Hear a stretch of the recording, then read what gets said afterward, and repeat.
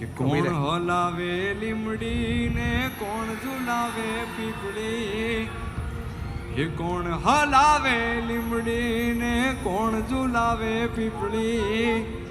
એ ભાઈની બેની લાડકી ને ભૈલો ઝુલાવે લાડકી, એ ભાઈની બેની લાડકી ને બેનડી ઝૂલે ડાળકી. આવ આવ બેજા